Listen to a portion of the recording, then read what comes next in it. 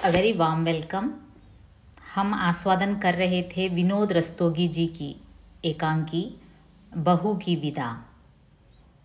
हमने एक ऐसे पात्र को देखा इसमें, जीवनलाल, जो कि बहू और बेटी को अलग तरीके से देखता है। बहू बहू है और बेटी बेटी है, यही उसका मत है।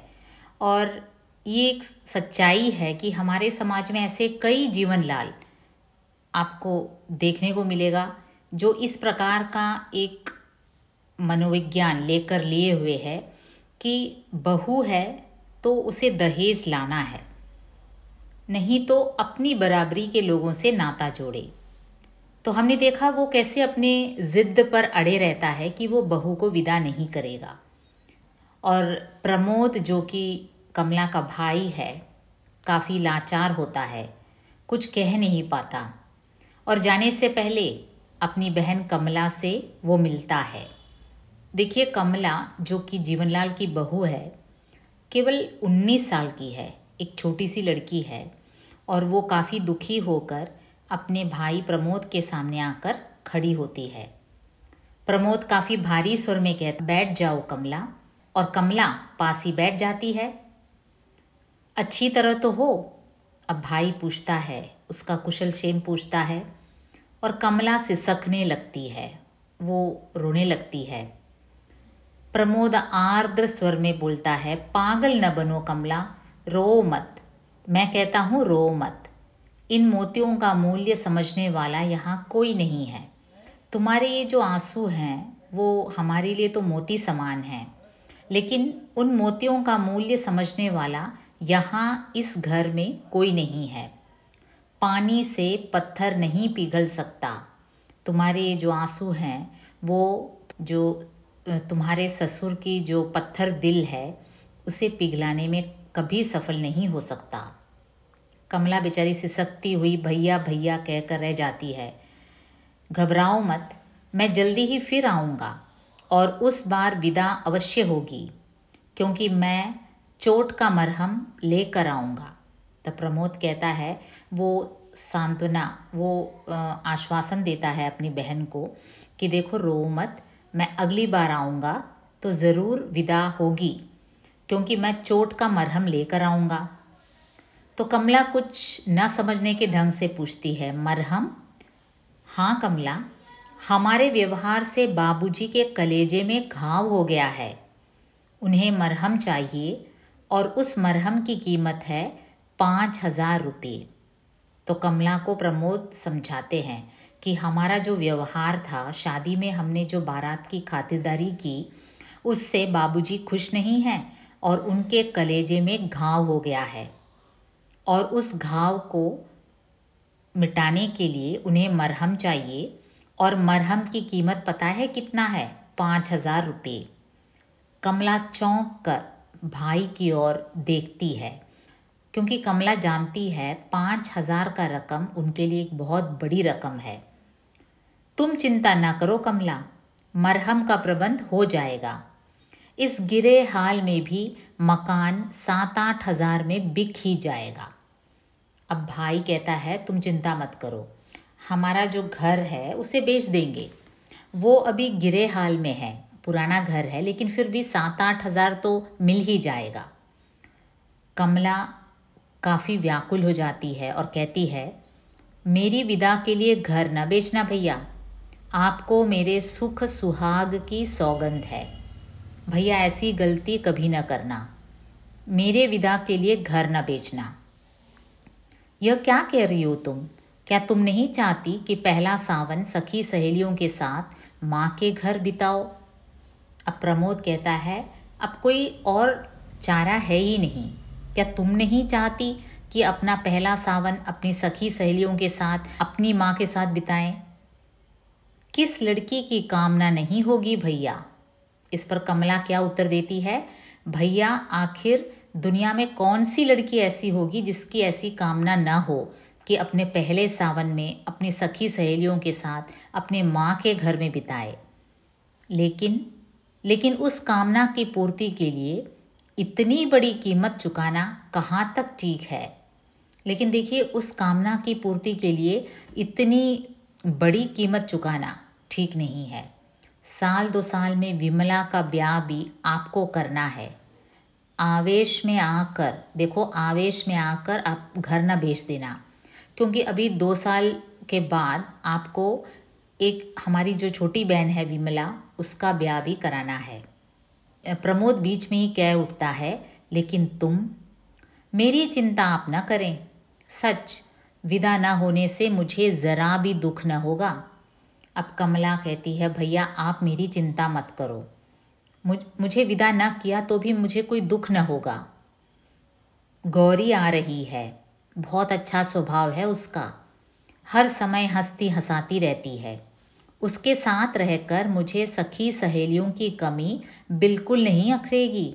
आप विश्वास करें भैया, गौरी जो है ना, जो मेरी ननद है, रमेश की जो बहन है, वो आ रही है और वो हमेशा हंसती हंसाती रहती है और उसका सामीप्य मुझे ठीक अपनी सखी सहेलियों के जैसे ही है। उसके साथ रहकर मुझे ऐसा लगेगा कि मैं अपनी सखी सहेलियों के साथ बिता रही हूँ। आप विश्वास करें भैया। लेकिन आज नहीं तो कल रुपया तो देना ही पड़ेगा कमला। कागज के टुकड़ों पर अपना स्नेह और प्यार बेचने वालों के बीच तुम इस तरह कब तक रह सकोगी? लेकिन प्रमोद कहता है, कमला, एक न एक दिन तो हमें ये कीमत चुकानी ही पड़ेगी। आज नहीं तो कल रुपया तो देना ही पड़ेगा, क्योंकि यहाँ क्या है, कागज के टुकड़ों पर अपना स्नेह और प्यार बेचने वाले हैं। तुम इस तरह इनके बीच कब तक रहोगी? क्योंकि ये हमेशा तुम्हें ताने मारते रहेंगे कि उनका जो 5,000 है वो तुमने नहीं दिया। धीरे धीरे सब ठीक हो जाएगा भैया। मान जी ममता की मूर्ति हैं ही। बाबूजी ज़रा ज़िद्दी स्वभाव के हैं, समय के साथ वे भी सब भूल जाएंगे। तो कमला कहती है, धीरे धीरे सब ठीक हो जाएगा भैया। वैसे जो मेरी सास है, माँ जी, काफ़ी ममतामयी है, वो तो ममता की मूर्ति है। बाबूजी जरा ज़िद्दी स्वभाव के हैं, लेकिन समय के साथ वे भी सब भूल जाएंगे। मुझे तो ऐसा नहीं लगता, सब एक ही धातु के बने हैं। हो सकता है माँ जी की ममता सिर्फ दिखावा हो। अब प्रमोद को क्या है, इन सभी पर से विश्वास उठ सा गया। वो क्या कहता है कि माँ जी की ये जो ममता है शायद ढोंग हो, दिखावा हो, नाटक हो। मुझे नहीं लगता, ये सब तो एक ही धातु के बने हैं, सब एक जैसे ही हैं। और ये क्या होता है, उनका ये जो कॉन्वर्सेशन सुनकर अंदर से राजेश्वरी का प्रवेश होता है। राजेश्वरी कौन है? जीवनलाल की पत्नी, मतलब कमला की जो सास है। गोरे रंग की है, स्वस्थ शरीर है, सफ़ेद साड़ी और ब्लाउज पहने हैं और वो ये सुनकर आती है, प्रमोद का ये डायलॉग सुनकर आती है। प्रमोद ने क्या कहा था? हो सकता है माँ जी की ममता सिर्फ दिखावा हो। अब ये सुनकर राजेश्वरी का प्रवेश होता है और वो पूछती है, कैसा दिखावा भैया? प्रमोद चौंक जाता है, क्योंकि उसने कभी नहीं सोचा था उसका जो कॉन्वर्सेशन है वो राजेश्वरी सुन रही होगी।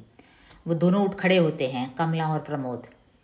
राजेश्वरी, बैठे रहो तुम लोग, क्या बातें हो रही थी भाई बहन में? और वो हंसकर पूछती है, बैठो बैठो, क्या बातें हो रही थी भाई बहन में? बस कुशल क्षेम पूछ रहा था। हाँ, विदा के लिए क्या कहा उन्होंने? अब राजेश्वरी पूछती हैं, उनके पति ने क्या कहा विदा के बारे में, क्या निर्णय लिया?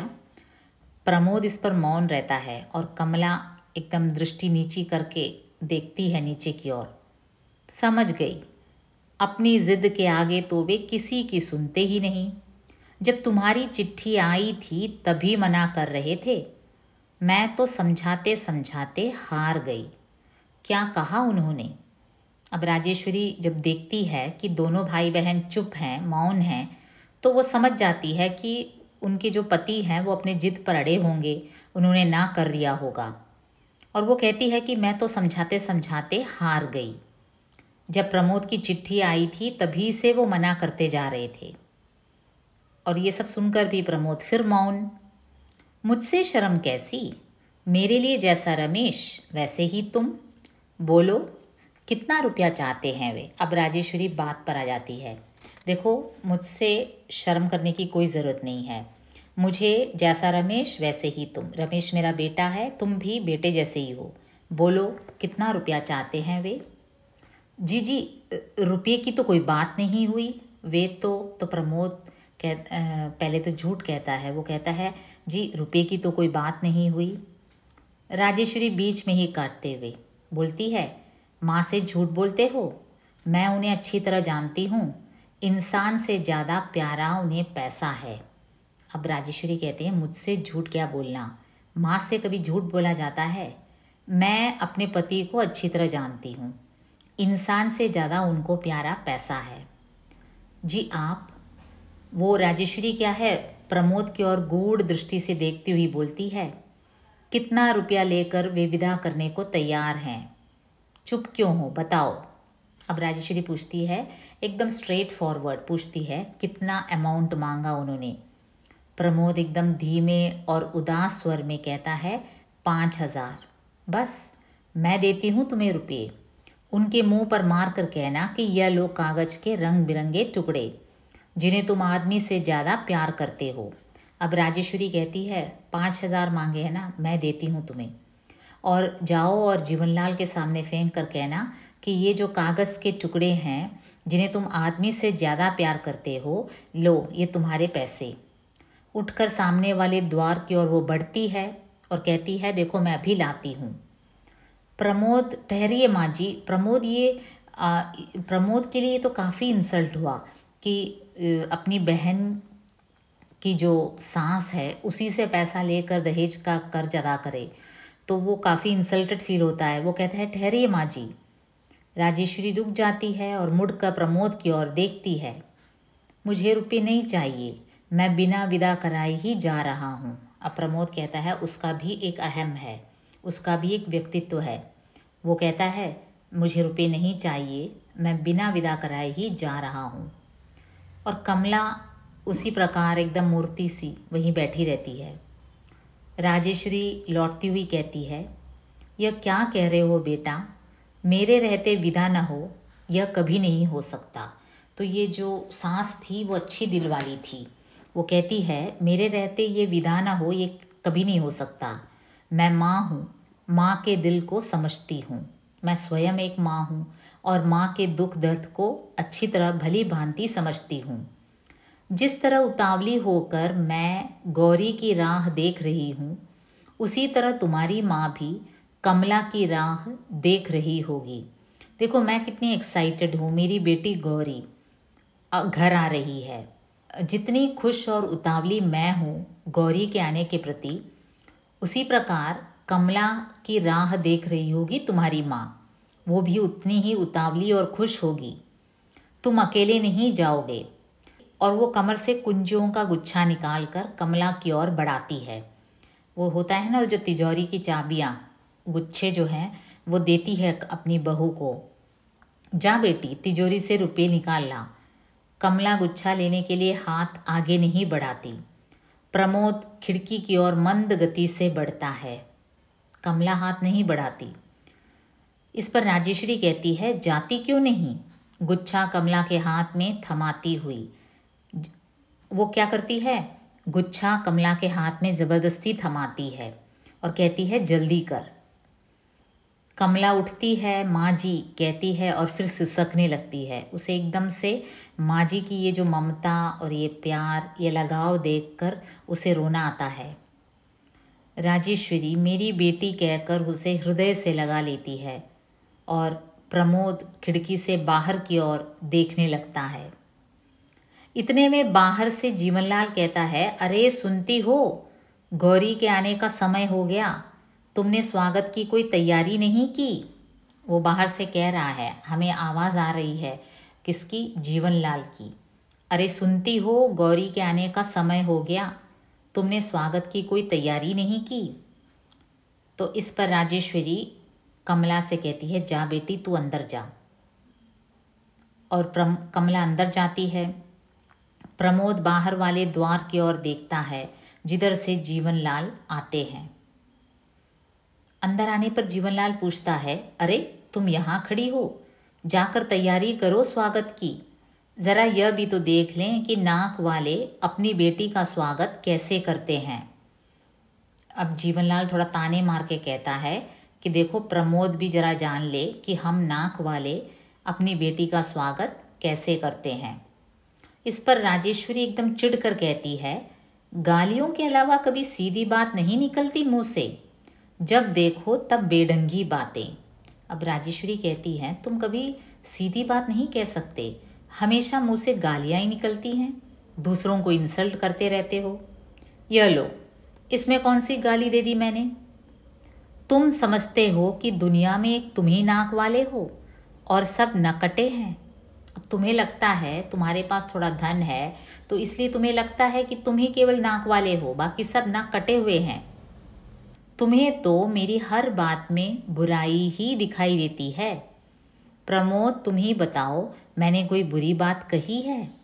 अब देखो जीवनलाल प्रमोद को ताने मार रहा था और उसी से पूछता है कि प्रमोद क्या मैंने कोई गलत बात कही? धीरे धीरे आगे बढ़ता हुआ प्रमोद कहता है, ठीक ही कहा है आपने, आज के युग में पैसा ही नाक और मूंछ है। प्रमोद एक पते की बात कहता है, आपने ठीक ही कहा, इसमें कोई गलत बात नहीं है।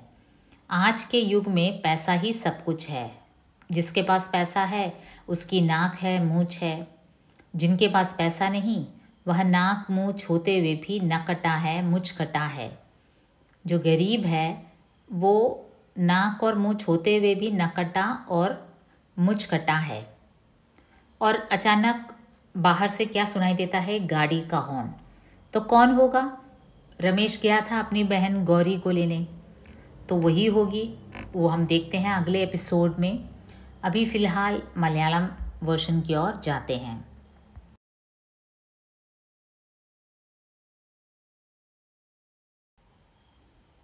വിനോദ് രസ്തോഗി എന്ന ഹിന്ദിയിലെ ഒരു വളരെ ഫേമസ് ആയിട്ടുള്ള ഒരു ഡ്രാമാറ്റിസ്റ്റ് എഴുതിയ ഒരു വൺ ആക്ട് പ്ലേ ആണ് നമ്മൾ ആസ്വദിച്ചുകൊണ്ടിരുന്നത്. ഡൗറി റിലേറ്റഡ് ഒരു ഏകാംഗിയാണ് ബഹു കി വിദ. ജീവൻലാലിനെ പോലെ ഒരു ധനാഢ്യനായ ഒരു വ്യക്തി ഇതിലൊരു പ്രധാന കഥാപാത്രമാണ്. എനിക്ക് മരുമകളുടെ വീട്ടുകാരിൽ നിന്ന് പ്രതീക്ഷിച്ചത്രയും സ്ത്രീധനം കിട്ടാത്തത് കാരണം കമല എന്ന 19 വയസ്സുള്ള തൻ്റെ മരുമോളെ വീട്ടിലേക്ക് വിടാൻ കൂട്ടാക്കാതെ നിൽക്കുന്ന ജീവൻലാലാണ് തീരുമാനങ്ങൾ എടുക്കുന്നത്. അപ്പോൾ പ്രമോദ് വളരെ ദയനീയമായി, പ്രമോദ് എന്ന് പറയുമ്പം കമലയുടെ സഹോദരനാണ്, വളരെ ദയനീയ അവസ്ഥയിലായിട്ട് ഇങ്ങനെ നിൽക്കുക. പ്രമോദ് വളരെ ദയനീയ അവസ്ഥയിൽ നിൽക്കുകയാണ്. തൻ്റെ പെങ്ങളുടെ അമ്മായിയച്ഛൻ പെങ്ങളെ വീട്ടിലേക്ക് വരാൻ അനുവദിക്കുന്നില്ല. അപ്പോൾ ആ ഒരു അവസ്ഥയിൽ പ്രമോദ് പോകുന്നതിന് മുമ്പ് തൻ്റെ പെങ്ങളെ ഒന്ന് കാണണമെന്ന ആഗ്രഹം പ്രകടിപ്പിക്കും. കമല വളരെ വിഷമിച്ച് സഹോദരൻ്റെ മുമ്പിൽ വന്ന് നിൽക്കുകയാണ്. बैठ जाओ कमला, भारी स्वर में प्रमोद कहता है. ഇരിക്കാൻ പറയും കമലയോട്. കമല പാസി बैठ जाती है. അങ്ങനെ സഹോദരൻ്റെ അടുത്ത് കമല ഇരിക്കുകയാണ്. अच्छी तरह तो हो, സുഖമാണോ എന്ന് ചോദിക്കുമ്പം ആ പെങ്ങൾ കരയുകയാണ്. पागल न बनो कमला, रो मत, मैं कहता हूँ रो मत. इन मोतियों का मूल्य समझने वाला यहाँ कोई नहीं है. പാനി സേ പത്ഥർ നഹീ പിഘൽ സക്ത. അയ്യോ കരയില് മോളെ, ഇവിടെ കരഞ്ഞാലും ഈ കണ്ണുനീര്, ഈ മുത്തുപോലത്തെ കണ്ണുനീരിൻ്റെ വിലയൊന്നും ഇവിടെ ആർക്കും അറിയില്ല.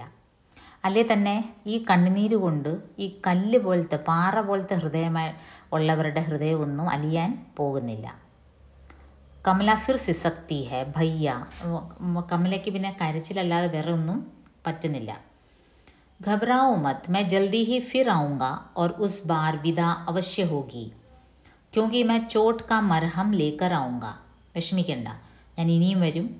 അപ്പോൾ പ്രമോദ് സഹോദരിക്ക് ഉറപ്പ് നൽകുകയാണ്, ഞാൻ ഇനിയും വരും, ഇനിയും വരുമ്പം ഞാൻ മുറിവുണങ്ങാനുള്ള മരുന്നുമായിട്ടായിരിക്കും വരുന്നത്. കമല ന സമജ്നേക്ക് ഢങ് സെ कहती है. മർഹം, മരുന്നോ? എന്ത് മരുന്ന്? കമല അറിയാതെ ചോദിക്കും. हाँ कमला, हमारे व्यवहार से बाबूजी के कलेजे में घाव हो गया है. उन्हें मरहम चाहिए और उस मरहम की कीमत है 5,000 रुपये. പ്രമോദ് കാര്യങ്ങൾ വിശദീകരിച്ച് സഹോദരിയോട് പറയും. നോക്കൂ, നമ്മൾ വിവാഹം നടത്തിയപ്പം നമ്മൾ ആൺകൂട്ടർക്ക് ഉചിതമായുള്ള സൽക്കാരം നൽകിയില്ല, നമ്മൾ സ്ത്രീധനം പറഞ്ഞത് നൽകിയില്ല. അത് കാരണം കമലയുടെ അമ്മായിയച്ഛന് വളരെയധികം മുറിവ്, ക്ഷതമേറ്റിട്ടുണ്ട്. ആ ക്ഷതം ഉണങ്ങണമെങ്കിൽ മരുന്നിൻ്റെ ആവശ്യമുണ്ട്. അതാണ് ഞാൻ ഈ കൊണ്ടുവരേണ്ട 5,000 രൂപ. കമല ചോക്ക് കർ ഭായിക്ക് ഓർ ദേഖ്തി ഹെ. അപ്പോൾ 5,000 രൂപ എന്ന് പറയുന്നൊരു വലിയ എമൗണ്ട് ആണെന്ന് കമലയ്ക്കറിയാം. അവർക്കത് വീട്ടാനൊക്കത്തില്ല. അതുകൊണ്ട് അത്ഭുതപ്പെട്ട് കമല ഇങ്ങനെ നോക്കും. തും ചിന്ത നാ കറോ കമല, മർഹം കാ പ്രബന്ധ് ഹോ ജായേഗാ. इस गिरे हाल में भी मकान 7-8 हज़ार में बिक ही जाएगा.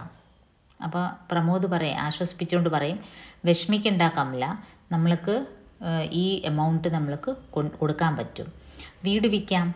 വീട് അല്പം പഴകിയ അവസ്ഥയിലാണ്, എന്നാലും ഇപ്പോഴായാലും അതിന് വിറ്റാൽ 7,000-8,000 രൂപ എങ്ങനെയായാലും കിട്ടും.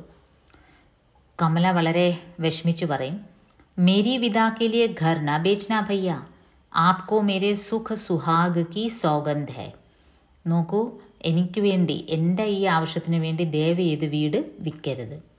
എൻ്റെ ഈ ഒരു മാംഗല്യത്തെ പ്രതി ഞാൻ പറയാണ്, എൻ്റെ ഈ ആവശ്യത്തിന് ദയവ് ചെയ്ത് വീട് വിൽക്കരുത്. യഹ് ക്യാ കഹ റഹി ഹോ തും, ക്യാ തും നഹീ ചാഹത്തി कि पहला सावन सखी सहेलियों के साथ माँ के घर बिताओ. അപ്പോൾ പ്രമോദ് പറയും, എന്താണ് ഇത്, കൊടുക്കാതെ നമുക്ക് നിവർത്തിയില്ല. അപ്പോൾ കമല എന്തായാലും വീട്ടിലേക്ക് വരണമെന്ന് ആഗ്രഹിക്കുന്നില്ലേ, അപ്പം നമ്മളത് ചെയ്തേ പറ്റൂ. किस लड़की की कामना नहीं होगी भैया, लेकिन उस कामना की पूर्ति के लिए इतनी बड़ी कीमत चुकाना कहाँ तक ठीक है. 1-2 साल में विमला का ब्याह भी आपको करना है. आवेश में आकर. നോക്കൂ, 1-2 വർഷത്തിനുള്ളിൽ അനിയത്തി വിമലയുടെ വിവാഹവും ചേട്ടന് തന്നെ നടത്തേണ്ടതാണ്. അപ്പോൾ എൻ്റെ ഈ ഒരു ആഗ്രഹത്തിന് വേണ്ടി, എനിക്ക് വീട്ടിൽ വരണം എന്നൊരാഗ്രഹത്തിന് വേണ്ടി ഇത്രയും വലിയൊരു ത്യാഗം ചെയ്യാൻ പാടില്ല. കിസ് ലഡ്കിക്ക് കാമന നഹീ ഹോഗി. ഏത് പെൺകുട്ടിയാണ് ആഗ്രഹിക്കാത്തത് വീട്ടിൽ വരണമെന്നുള്ളത്? വിവാഹശേഷം തൻ്റെ സ്വന്തം വീട്ടിലേക്ക് അച്ഛനും അമ്മയുടെയും കൂട്ടുകാരികളുടെയൊക്കെ ഇടയ്ക്ക് വരണമെന്ന് എല്ലാ പെൺകുട്ടികളും ആഗ്രഹിക്കും. പക്ഷേ നമ്മുടെ മുമ്പിൽ ഇനി ഒരു അനിയത്തിയുണ്ട് വിവാഹം ചെയ്ത് അയക്കാൻ. लेकिन तुम मेरी चिंता आप न करें. सच विदा न होने से मुझे ज़रा भी दुख न होगा. അപ്പം കമല ആശ്വസിപ്പിക്കുകയാണ് സഹോദരനെ, എന്നെ പ്രതി ടെൻഷൻ അടിക്കണ്ട, എന്നെ വിട്ടില്ലെങ്കിലും എനിക്കൊരു വിഷമവും ഇല്ല. गौरी आ रही है, बहुत अच्छा स्वभाव है उसका, हर समय हंसती हंसाती रहती है. उसके साथ रहकर मुझे सखी सहेलियों की कमी बिल्कुल नहीं अखरेगी. ആപ് വിശ്വാസ് കരേ ഭയ്യ. നോക്കൂ, എൻ്റെ നാത്തൂൻ വരുന്നുണ്ട് ഗൗരി നല്ല സ്വഭാവമാണ്. എപ്പോഴും കളിച്ച് ചിരിച്ച് മറ്റുള്ളവരെ ചിരിപ്പിച്ചുകൊണ്ടിരിക്കുന്ന ഒരു സ്വഭാവമാണ്. അപ്പോൾ ഗൗരി ഇവിടെ ഉണ്ടെങ്കിൽ എനിക്ക് എൻ്റെ കൂട്ടുകാരികളുടെ കൂടെ ഇരിക്കുന്ന പോലെ തന്നെയാണ്. അതുകൊണ്ട് എനിക്കതിൽ വീട്ടിൽ പോകാൻ പറ്റാത്തതിൻ്റെ ഒരു വിഷമവും കാണില്ല. ലേക്കിൻ ആജ് നഹീ തോ കൽ रुपया तो देना ही पड़ेगा कमला. कागज के टुकड़ों पर अपना स्नेह और प्यार बेचने वालों के बीच तुम इस तरह कब तक रह सकोगी. അപ്പോൾ പ്രമോദ് പറയും, ഇതൊരു ശാശ്വതമായ ഒരു പരിഹാരമല്ല. എന്തായാലും ഈ തുക കൊടുക്കാതെ നിനക്ക് ഭാവിയിൽ ഒരു സ്വസ്ഥതയും ഇവർ തരില്ല.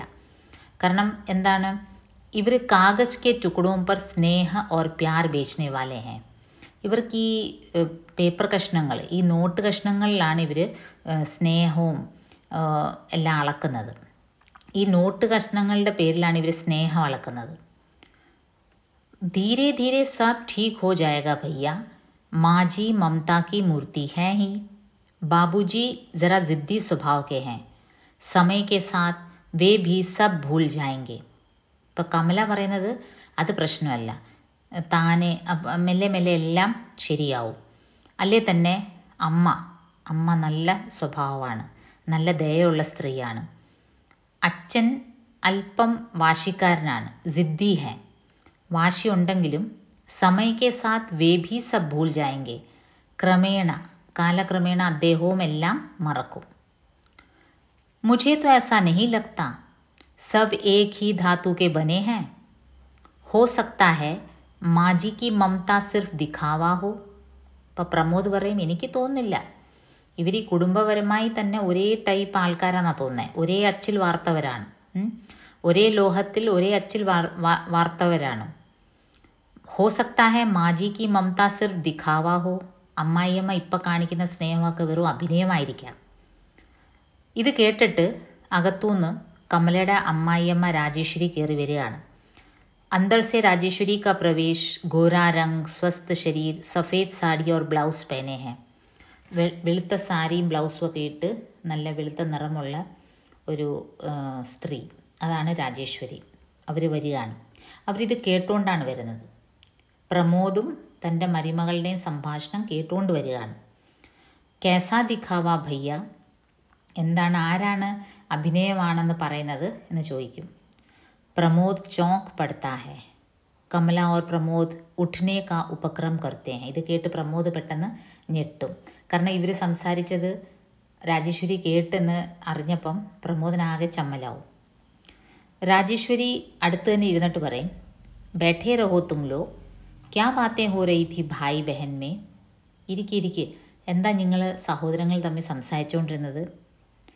ബസ് കുശൽ ക്ഷേം പൂച്ച് റഹാ ഥാ. അപ്പോൾ പ്രമോദ് വിഷയം മാറ്റിയിട്ട് പറയും, ഞാൻ വെറുതെ കുശലമൊക്കെ ചോദിക്കുകയായിരുന്നു.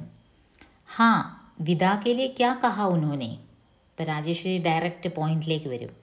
വിദ ആക്കുന്നതിനെ പറ്റി അദ്ദേഹം എന്ത് പറഞ്ഞു. ഇത് കേട്ടപ്പം പ്രമോദ് മൗനം, കമല മൗനം. കമല തല താഴ്ത്തി ഇങ്ങനെ ഇരിക്കുകയുള്ളൂ. സമജ് ഗയി, അപ്നി ജിദ്ദ് കെ ആകെ തോ വെ കിസി കി സുനത്തെ ഹി नहीं. जब तुम्हारी चिट्ठी आई थी तभी मना कर रहे थे. मैं तो समझाते समझाते हार गई. क्या कहा उन्होंने. ഓ എനിക്ക് മനസ്സിലായി, നിങ്ങളുടെ മൗനം കണ്ടപ്പം, ഇവരുടെ മൗനം കണ്ടപ്പോൾ തന്നെ രാജേശ്വരിക്ക് കാര്യം മനസ്സിലായി. അദ്ദേഹം കമലയെ വീട്ടിൽ പോകാൻ അനുവദിച്ച് കാണില്ല. അപ്പോൾ രാജേശ്വരി പറയാണ്, പ്രമോദിൻ്റെ കത്ത് വന്നപ്പം തൊട്ട് അദ്ദേഹം ഇത് തന്നെ പറഞ്ഞുകൊണ്ടിരിക്കുകയാണ്, ഞാൻ വിടത്തില്ല, വീട്ടിലേക്ക് വിടത്തില്ല. ഞാനാണ് സംജാത്തെ സംജാത്തെ ഹാർ ഗൈ. അദ്ദേഹത്തിനെ കാര്യം പറഞ്ഞ് മനസ്സിലാക്കി ഞാൻ തോറ്റെന്നല്ലാതെ അദ്ദേഹം വാശിയിൽ പിടിച്ച് നിൽക്കുകയാണ്. പ്രമോദ് മൗനമായിട്ടിരിക്കെ, മുझसे शर्म कैसी, मेरे लिए जैसा रमेश वैसे ही तुम, बोलो कितना रुपया चाहते हैं वे. അപ്പോൾ രാജേശ്വരി പറയും, എൻ്റെ മുമ്പിൽ നാണിക്കേണ്ട കാര്യമില്ല, മിണ്ടാതിരിക്കേണ്ട കാര്യമില്ല. എനിക്ക് രമേശിനെ പോലെ തന്നെയാണ് പ്രമോദും. പറയൂ, എത്ര രൂപ വേണമെന്നാണ് അദ്ദേഹം പറഞ്ഞത്. ജി ജി റുപ്പിയക്ക് तो कोई बात नहीं हुई വേ തോ. അപ്പോൾ പ്രമോദിനത് പറയാൻ തന്നെ നാണക്കേട്. എന്ന് വെച്ചാൽ ഡയറക്റ്റായിട്ട് ഇങ്ങനെ സ്ത്രീധനം ഇത്രയും തുക ആവശ്യപ്പെട്ടെന്നുള്ളത് പ്രമോദ് പറയും, പൈസയുടെ കാര്യമൊന്നും മിണ്ടിയിട്ടില്ല. മാँ से झूठ बोलते हो, मैं उन्हें अच्छी तरह जानती हूँ, इंसान से ज़्यादा प्यारा उन्हें पैसा है.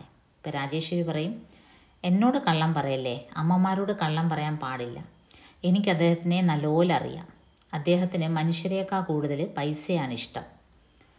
ജി രാജേശ്വരി പ്രമോദിനെ വളരെ നിഗൂഢമായി നോക്കിയിട്ട് പറയും, ബോലോ കിത്ന റുപ്യ ലേക്കർ വേ വിദാ കർനെ കോ തയ്യാർ ഹേ, ചുപ് ക്യോ ഹോ ബതാओ. ഇപ്പോൾ രാജേശ്വരി പറയും, മിണ്ടാതിരുന്നിട്ട് കാര്യമില്ല, തുക എത്രയെന്ന് പറയൂ. അപ്പം വളരെ ധീമേ और उदास स्वर में, വളരെ പതുങ്ങിയ സ്വരത്തിൽ പ്രമോദ് പറയും, 5000 രൂപയെന്ന്. ബസ് मैं देती हूँ तुम्हें रुपये. उनके मुंह पर मार कर कहना कि यह लो कागज़ के रंग बिरंगे टुकड़े जिन्हें तुम आदमी से ज़्यादा प्यार करते हो. അപ്പം രാജേശ്വരി പറയും, ഓ അത്രയേ ഉള്ളോ, 5000 രൂപയല്ലേ, ഞാൻ തരാം. കൊണ്ട് അദ്ദേഹത്തിൻ്റെ മുമ്പിൽ വലിച്ചെറിഞ്ഞിട്ട് പറ, ഇതാണിതാ നിങ്ങൾ ആവശ്യപ്പെട്ടിരിക്കുന്ന കുറേ കടലാസ് കഷ്ണങ്ങൾ. ജിസേ തും ആദ്മി സെ ജ്യാദാ പ്യാർ കർത്തി ഹോ, നിങ്ങൾ മനുഷ്യരെക്കാളും സ്നേഹിക്കുന്ന ബഹുമാനിക്കുന്ന ഈ പൈസ ഇതാ കിടക്കുന്നു എന്നും പറഞ്ഞ് എടുത്തെറിഞ്ഞുകൂടും. മേ അഭിലാത്തി ഹും. ഇപ്പോൾ പ്രമോദിന് ഇതിൽ പരം ഇൻസൾട്ടില്ല. തൻ്റെ പെങ്ങളുടെ അമ്മായിയമ്മയുടെ കയ്യിൽ നിന്ന് തന്നെ സ്ത്രീധനത്തിനുള്ള തുക മേടിച്ച് കൊടുക്കുക എന്നുള്ളത്. അപ്പോൾ പ്രമോദ് അങ്ങ് പോകാനൊരുങ്ങും.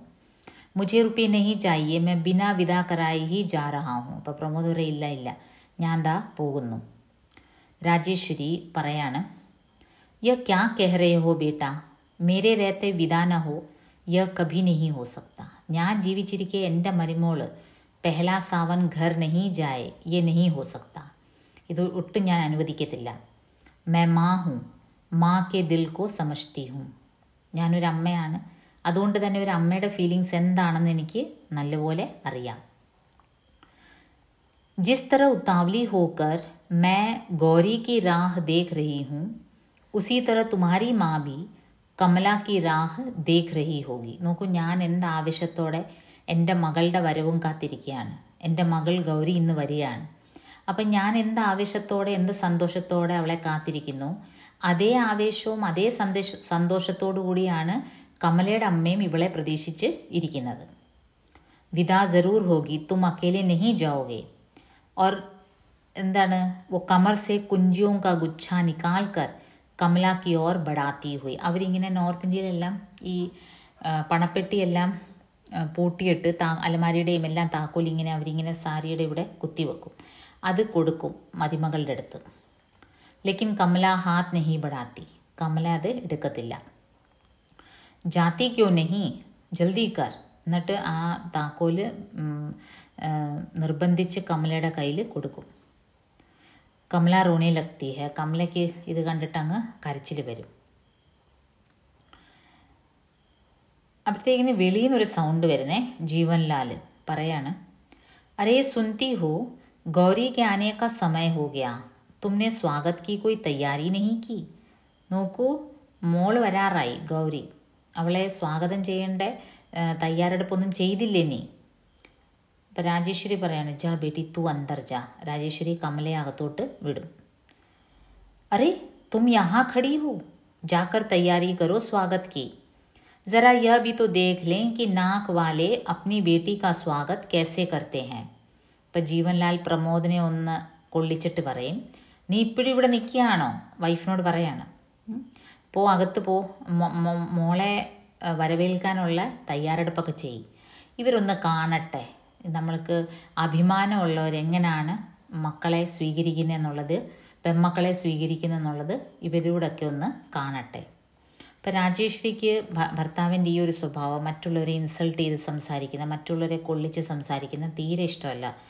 ഗാലിയോं के अलावा कभी सीधी बात नहीं निकलती मुँह से, जब देखो तब बेढंगी बातें. എപ്പോഴും ഇങ്ങനെ മറ്റുള്ളവരെ കൊള്ളിക്കുന്ന അല്ലാതെ നിങ്ങൾക്ക് നല്ല വാക്കൊന്നും വായിന്ന് വരുത്തില്ലയോ. യഹലോ ഇസ്മേ കോൺസി ഗാലി ദേദി മേനെ. ഇപ്പം ജീവൻലാൽ പറയാം, ആഹാ, ഇതിൽ ഞാൻ എന്താണ് തെറ്റ് പറഞ്ഞത്. तुम समझते हो कि दुनिया में एक तुम ही नाक वाले हो और सब नकटे हैं. ഇപ്പം രാജേശ്വരി പറയോ, നിങ്ങളുടെ ധാരണ ഈ ലോകത്ത് നിങ്ങളെ ഉള്ളൊരു അഭിമാനമുള്ളവർ, മൂക്കൊക്കെ ശിരസൊക്കെ ഉയർത്തി നടക്കുന്ന നിങ്ങളെ ഉള്ളൂ, ബാക്കി എല്ലാവരും അഭിമാനം ഇല്ലാത്തവരാണ്. तुम्हें तो मेरी हर बात में बुराई ही दिखती है, तुम्हें तो मेरी हर बात में बुराई ही दिखाई देती है. प्रमोद तुम ही बताओ, मैंने कोई बुरी बात कही है. ഇപ്പം ജീവൻലാൽ പറയും, ഓ നിനക്ക് എപ്പോഴും ഞാൻ എന്ത് പറഞ്ഞാലും കുറ്റമാണ്. പ്രമോദെ, ഞാൻ എന്തെങ്കിലും തെറ്റ് പറഞ്ഞോ. പ്രമോദ് അപ്പം നല്ലൊരു മറുപടി പറയവേ, ठीक ही कहा है आपने, आज के युग में पैसा ही नाक और मूछ है, जिनके पास पैसा नहीं वह नाक मूछ होते हुए भी न कटा है मुझ कटा है. അപ്പം പ്രമോദ് പറയും, താങ്കൾ പറഞ്ഞ വളരെ ശരിയാണ്. ഇന്നത്തെ കാലത്ത് പൈസ ഉള്ളവരാണ് എല്ലാ അഭിമാനികൾ. പൈസ ഇല്ലാത്തവർക്ക് മൂക്കും ഇല്ല, മീശയില്ല, അവർക്കെല്ലാം അത് നഷ്ടപ്പെട്ടവരാണ്. ഇപ്പം ബാക്ക്ഗ്രൗണ്ടിൽ നിന്ന് ഹോൺ കേൾക്കാം വണ്ടിയുടെ. ആരായിരിക്കാം? ജീവൻലാലിൻ്റെ മകളെ പ്രതീക്ഷിച്ചിരിക്കുകയാണ്. ജീവൻലാലിൻ്റെ മകൻ രമേശ് പോയിരിക്കുകയാണ് വിളിച്ചുകൊണ്ട് വരാൻ ഗൗരിയെ. അപ്പോൾ അവർ വന്നിരിക്കുകയാണ്, ആ കാറ് വന്നിരിക്കുകയാണ്. അത് ബാക്കി നമ്മൾ ലാസ്റ്റ് എപ്പിസോഡിൽ അപ്ലോഡ് ചെയ്യാം. അതുവരേക്കും നന്ദി, നമസ്കാരം.